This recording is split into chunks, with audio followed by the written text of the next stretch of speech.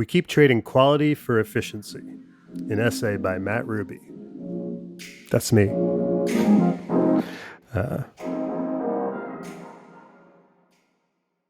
We love hacks. Anytime we can shave off a few seconds, trim the fat, and live more efficiently, it's so cool, right? But there's a dirty little secret about efficiency.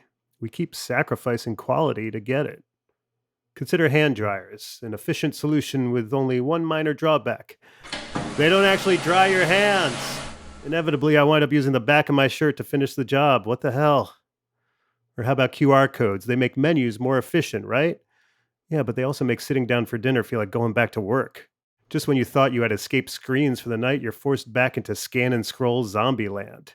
Here's BJ Novak on them. According to my iPhone, I am on my phone already 16, 17 hours a day. When I'm in a restaurant with another person, one time I'm actually like looking at the menu, talking to the person, they're saying, will you please be on your phone now too? Dating apps make meeting a potential partner more efficient. But how's that working out in reality? We're in a sex recession. Women must navigate an avalanche of unsolicited dick pics, and incels won't stop kvetching about how they can't get laid. Congrats on all that convenience. In the past, there was a barrier to entry to getting published. You had to convince someone with a printing press to give you valuable page space. Now we've made publishing easy, turning it into a free-for-all, infinite scroll, hot take paradise. Everyone's, quote, in the media. As a result, no one trusts the media. Back when ranters had to write an actual letter to the editor, at least you knew they cared enough to put a stamp on an envelope and mail it. These days, it only takes a few clicks, so we're all just punch drunk on dunks. Portable Bluetooth speakers are neat for a trip to the beach or as a vacation stopgap. I get that. But people frequently use them for their entire home audio setup. Or even worse, they use tinny-sounding laptop speakers. Any audiophile could tell you that's a lame compromise. Proper speakers have a woofer, that big thing at the bottom to produce bass frequencies. And I hate to break it to you, there's no workaround for physics. But we've decided to trade the entire low end of the audio spectrum for portability and ease of use. Want to know the price you're paying? Put when the levee breaks on a real set of speakers, the kind that look like they belong in a 70s sunken living room. And then crank up the volume. Listen to John Bonham dinosaur stomp his kick drum in an elevator shaft and notice those vibrations in your chest.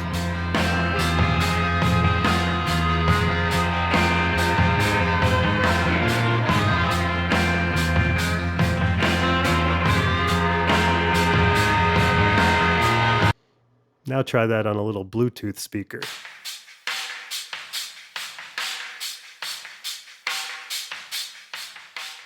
You'll quickly realize there's a chasm between those two experiences. And that, in one form or another, is what we keep losing all the time.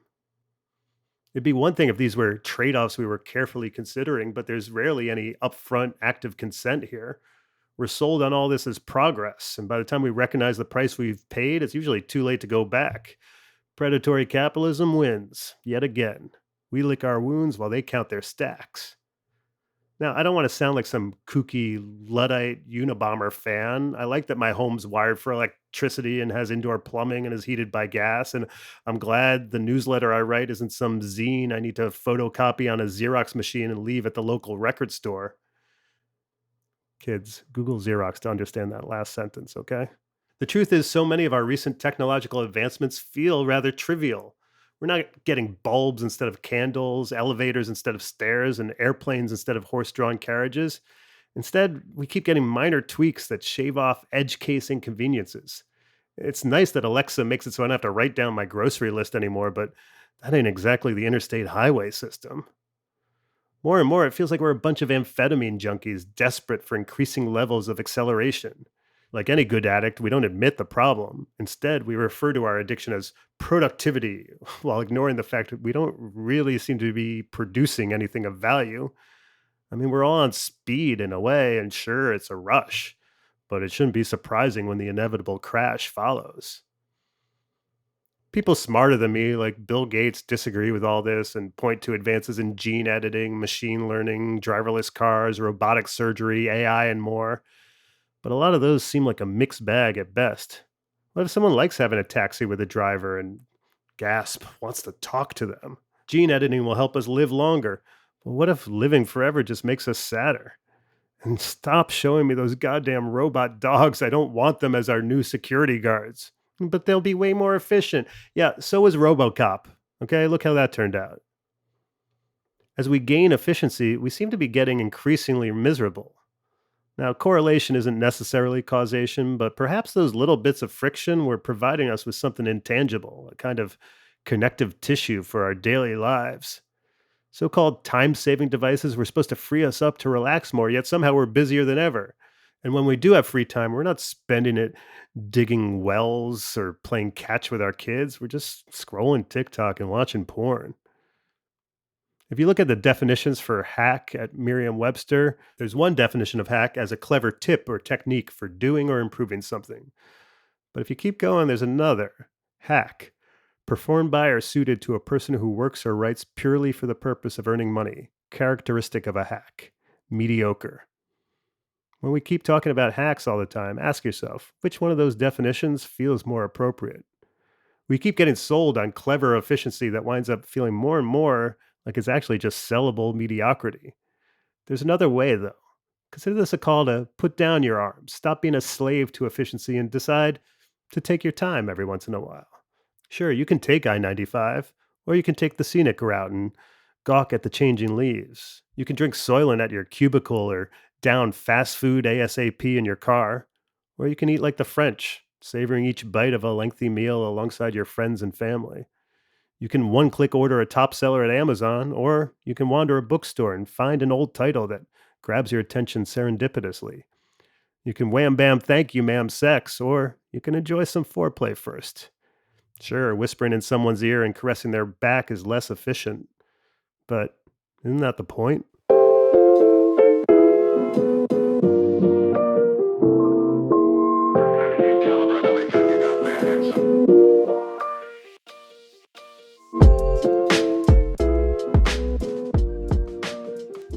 So that essay originally appeared in my Rubes letter, my weekly newsletter that you can sign up for at mattrubycomedy.com/subscribe.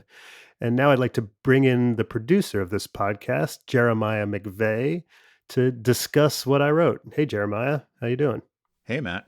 Yeah, so I got to say, like, while I was listening to you, something came to mind that I've been seeing lately.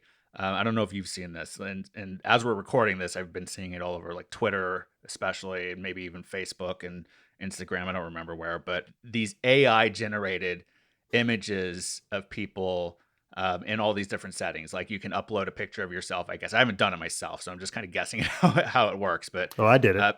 you did it? Okay, so you could speak more about this than I can. They're writing poetry and other stuff now too. Yeah. But go ahead. Yeah, I keep seeing it. Well, I saw someone posted an AI thing, The Avengers, if directed by Wes Anderson. And when you saw the pictures at first, it's like, yeah, that looks pretty much like what a Wes Anderson Avengers movie would look like. But then someone zoomed in on the hands. And hands are notoriously, I think, hard to draw for people. Like a good artist can draw hands and do something with them. And they're so expressive. But in all of these AI stills from this fake movie, the hands were just jumbled messes. Like some of the hands had like not enough fingers, some had too many fingers, some were just like they were just run together. It looked like a person had one long arm instead of two because they had their arms crossed. So I don't know. That just struck me as a deficiency in these quick hacks that we have to like make these things that kind of goes to your point, I guess. So not so much a pushback as an observation, but yeah, I mean, I got some of those images done and they're just weird and like some sort of like funhouse mirror version of yourself. They're also always like super dorky where you're like on some planet or in some sci-fi movie. Like clearly the people behind it are a bunch of dorks who like, want you to look like an anime character or like give all the women huge boobs or something like that. It's just sort of like, okay, like it's the first edition of everything that comes out of the tech world is always like, man, some really dorky dudes made this, didn't they? right. And then you've got these AI chat things that are now writing emails or articles or poetry even, and it's just sort of like, What's the end game here? Okay, so like, are the computers just gonna write everything, and then the computers are gonna read everything, and they're just gonna like talk to each other, and like what's the actual advantage to us if everything we're consuming is just made via artificial intelligence? And I think actually what it'll start to, as it gets better and better, there's just going to be more and more value on humanity and mistakes and things. It's sort of like the more auto-tuned our entire lives get, the more refreshing it is to hear someone like Billie Holiday who sings, slightly off key or behind the beat or something, be like, oh, that's like a real human being conveying, emotion and soul in a way that robots and auto-tune and, things that are overly photoshopped and airbrushed never do. Okay, well, why don't we leave it there then? Cool.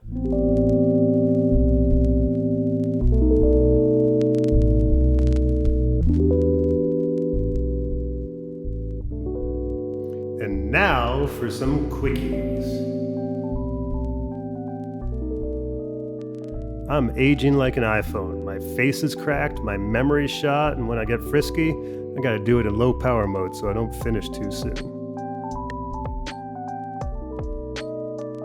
New Orleans is fun because you can be covered in cocaine and played off by saying, I was just eating beignets. How to be fashionable as a man. Hide what you actually look like as much as possible. Layers upon layers. Put on glasses. Wear a hat. Scarves. Anything it takes. Just cover it all up and let us use our imaginations.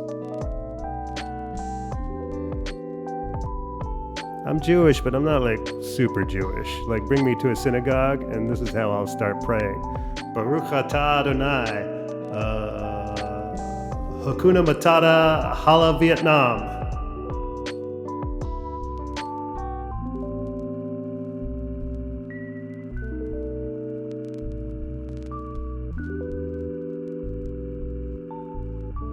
You can subscribe to or follow this show just about anywhere you listen to podcasts. If you have a moment, please rate and review the show on Apple Podcasts, Spotify, Good Pods, or anywhere else that allows you to do that. And when I say that, I mean like leave it a good review. I feel like that's obvious, but if you're just going to leave it a bad review, you don't have to. Anyway, it helps others find the show, which I really appreciate. If you want to reach out to me directly, you can email me at mattruby@hey.com. That's mattruby@hey.com. And if you like this podcast, you should subscribe to the Rubes Letter, where what you just heard first appeared. You can find that at mattrubycomedy.com/subscribe. And while you're at mattrubycomedy.com, you can also find links to my Instagram, Twitter, YouTube, and TikTok, where I post clips of my stand-up and other stuff too. Thanks so much for listening. I appreciate it.